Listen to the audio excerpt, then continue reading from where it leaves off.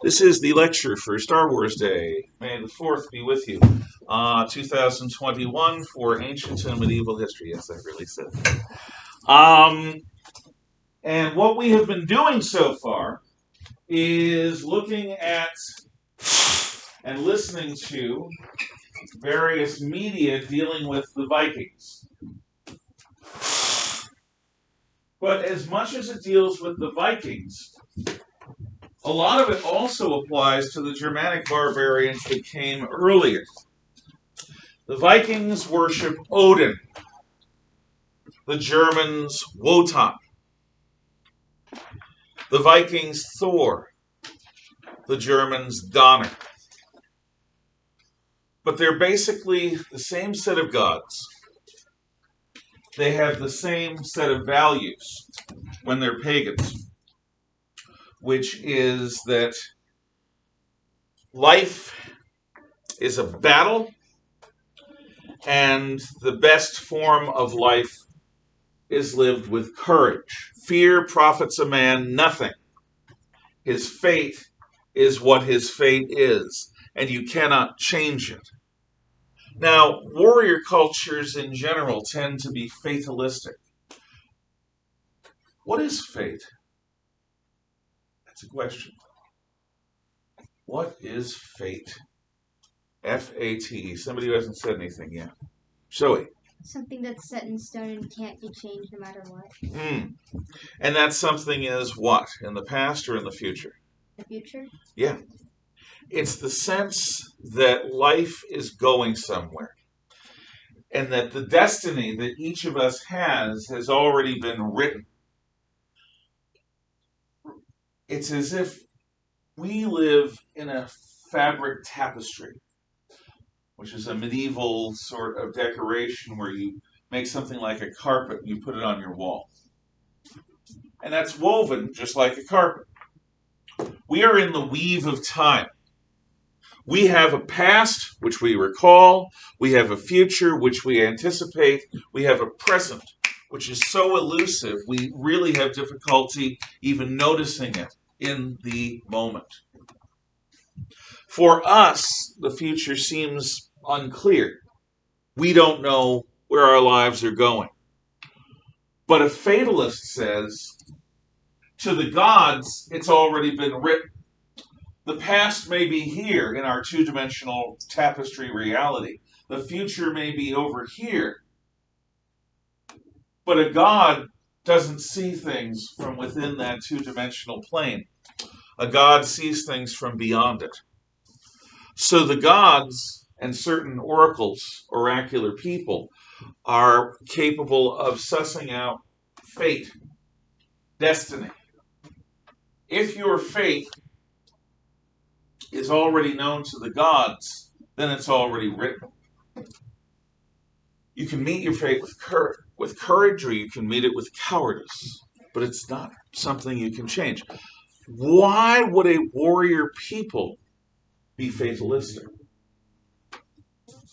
It depends on what if they're going into battle, and the more they go into battle with bravery and willingness, they will receive more of the reward in the afterlife. But if they're more cowardice, there will be harder times ahead. If when the guy was taking a walk, he was showing, I am not afraid to die. This is my fate, and I accept it. Whereas a coward who, a lesser man in their culture, would be like, no way, not happening. And he would meet his fate in a different way, but he would not go down with honor. Yeah, and he wouldn't avoid it. In the end, what will happen, and a fatalist believes there's nothing you can do about it. That the future is fixed, that it's set, that destiny has been woven. The Vikings talk about three women of fate. They're called the Norns, and these are semi-divine beings. And what they do is they weave a skein of wool into the tapestry of fate. And if you're a warrior, and you said it, and you believe that your fate is fixed, you're not going to constantly try to stay alive. at all costs. Because staying alive at all costs means running, cowering, begging, a bunch of other unmanly things. And in the end, that fate is unavoidable. You'll simply die shamed. So warrior people tend to view life rather phlegmatically, rather stoically. And what those fancy words mean is they tend to view life as something that happens, that is finite. And what they focus on is if you die a hero, you get to go to Asgard, to Odin's Hall in Valhalla, the land of the heroic dead. And there, compare this to the Islamic concept for the jihadi, for the shaheed, for the person who dies a martyr. Every night, the heroic dead drink in Odin's mead hall of Asgard. They drink, they eat, they tell stories, they laugh, they joke with one another. They are with the great heroes of time. And they're joking and being with the gods, almost as equals. Every morning, the next day, they get up and they go fight. And they die. And then they wake up and they're back in the mead hall. An endless cycle of feasting and fighting. But everything comes to an end, even Valhalla. This is something that for a monotheist is difficult to imagine. See, the Bible and the Quran both have happy endings. Not so the Viking myth. Ultimately, the frost giants and the fire giants under their king Surtur will rise together against Asgard, against Valhalla, against the gods. And there'll be a final battle at Ragnarok. And in that final battle, the gods will die, Asgard will be burned, Valhalla will fall, and the universe will dissolve in chaos. That's an interesting end, and it's not a particularly hopeful one. But if you're a fatalist, it is what it is. It's going to happen. Deal with it. And enjoy the moments that you have.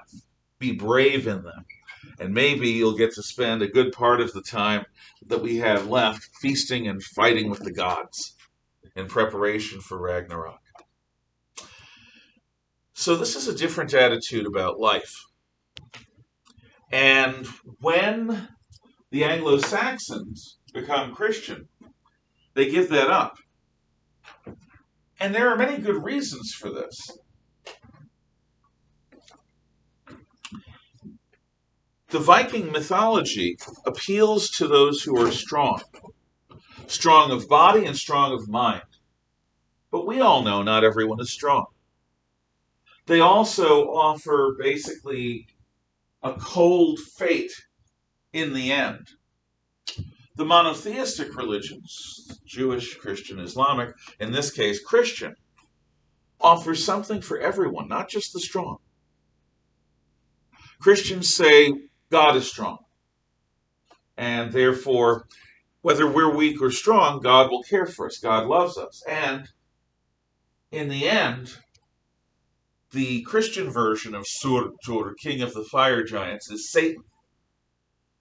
And Satan, in the end times, may send his son and the beast and all the rest, but he's ultimately going to lose. The Bible promises this, and it makes total sense. In a monotheistic religion, there is not an evil God equal to the real God. The evil is a pretender. He's a creature. It's like Bambi versus Godzilla, which I may show you at the end of class today if we have time, because we haven't seen it yet, and I keep referring to it. So, the Viking attitude is the attitude of a warrior people. And Norse polytheism is in some ways similar to Greco-Roman paganism, in that you've got a father god. Instead of Zeus or Jupiter, you've got Odin.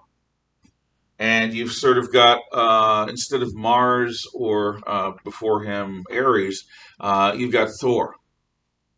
And there are other gods that have some similarities. But there is a different attitude. There are some different attitudes between the Greeks and the Romans. The Romans were far more serious. The gods were far more fearsome than the Greeks. Remember the gladiatorial games. This is what they got from the Etruscans. Well, the Vikings gods basically say, bleep happens, toughen up and deal. The Viking gods are not particularly compassionate. They are fatalistic, stoical warriors. And if you are willing to join them in heroism, they'll drink with you. And if you're not, they'll have contempt for you. And they'll be happy when their buddies beat up you and all that is yours. It's a tough world. You're either predator or prey. Better to be a predator than to be prey.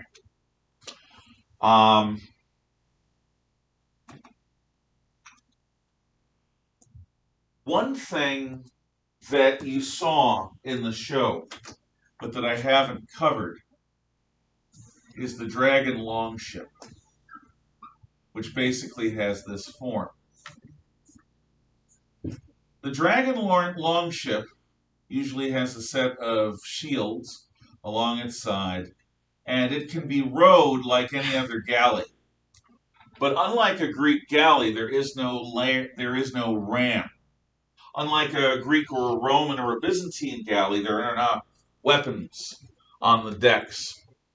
The weapons of the dragon Longship, of the Drakkar, are the soldiers, are the Vikings themselves. However, the Drakkar can do things, the Viking Longship can do things that a Greek and Roman galley could never do. For example, when they go out from Norway, Sweden, and Denmark, the Longships obviously cross the Baltic and go up the rivers of Russia and form Kiev and Rus, and even go as far as Byzantium. They actually portage their ships from rivers that go into the Baltic to rivers that flow into the Black Sea. And there are dragon longships filled with Vikings that attack the Islamic North African areas of Egypt, Cyrenaica, Tripolitania, Libya, Tunisia, and Algeria, as well as the rest of the Mediterranean. So Vikings go into the seas that Greeks and Romans used to occupy. However, a Greek or a Roman galley could never do what else the Vikings do, which is they cross the North Sea and they land in the British Isles. And the North Sea is rockier and rougher than the Baltic or the Black Sea or the Mediterranean.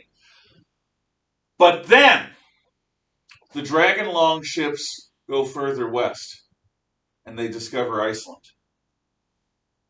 Now, when they arrive in Iceland, you saw the terrain.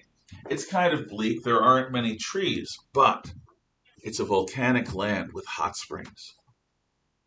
It's a good place to farm because volcanic soil is better even than river soil. If you're near a volcano, you're taking a risk. But one of the reasons why the Hawaiian Islands are such a great place to farm is because it's this black volcanic soil that has all these minerals in it that are just waiting to be given to the plants that grow there. So Iceland is going to be a Viking paradise, but they don't want to be inundated with a bunch of tourists. They don't want to be invaded by people from California. They don't want to be invaded by people from other places looking for a better life because they'll get swamped. They'll get overwhelmed. So they call it Iceland with the intent of keeping people away.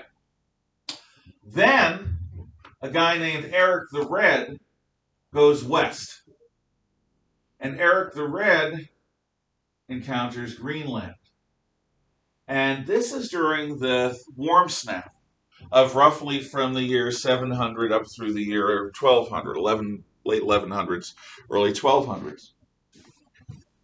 So Greenland is actually more easily habitable 1,000 years ago than it is today. And so Eric establishes a colony here. But that's not all. The dragon longships of the Vikings take them to the island of Newfoundland.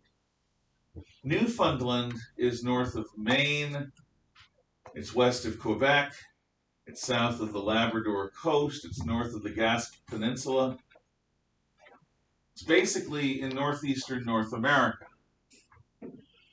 Leif Erikson, the son of Eric the Red, establishes the Vinland colony on the island of Newfoundland. We have found the foundations of their homes. We have found the trash in their trash pits. We have found, rusted away weapons, remnants of. We have found spear tips. We found all sorts of things. And they called it Vinland because they could grow grapes there. You can't grow grapes in Newfoundland today. So the climate 1,000 years ago was hotter. We know this also because wine grapes 1,000 years ago grow in Scotland. They don't grow anywhere near Scotland now unless you've got a greenhouse. So what happens to the Vinland colony? Well, the Skrælings happen. The Skrælings are what the Vikings call the American Indians. And the Skrælings don't like these invaders that look different and smell different and sound different and live different. And the Vikings don't have gunpowder, which is going to make a difference 500 years hence. So the Skrælings, after I think about 15 years of war, push the Vikings out. They drive them out of Vinland and back to Greenland. The fate of Greenland is really sad, actually. What happens is the people on Greenland eventually lose contact with the others, and there isn't wood to make ships, and the ships stop coming to Greenland. And in the 12 and 1300s, the climate gets colder. It's called the Little Ice Age, noticeably colder. Greenland becomes uninhabitable, but the people are trapped there. So we have generation after generation after generation of Greenlander Vikings slowly dying. And eventually they're all gone. The Viking longship makes this possible. And what makes the Viking longship possible is the way its hull is built. A normal ship has sort of a rib to it on its hull. And what you do is to make the outer hull of the ship, you attach wood planks to it, across it, like this, along its length. That is not what the Vikings do. The Vikings make what's called a clinker-built hull. A clinker-built hull is overlaid.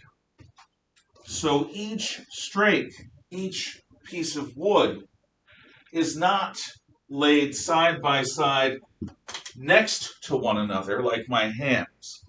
Each piece of wood is overlaid on one another, so that part of it is exposed, but part of it is covered. Wait. What this means is the ship's hull is tougher, but also it's more flexible, able to handle the beating of waves and storms. Thank you. Have a good day.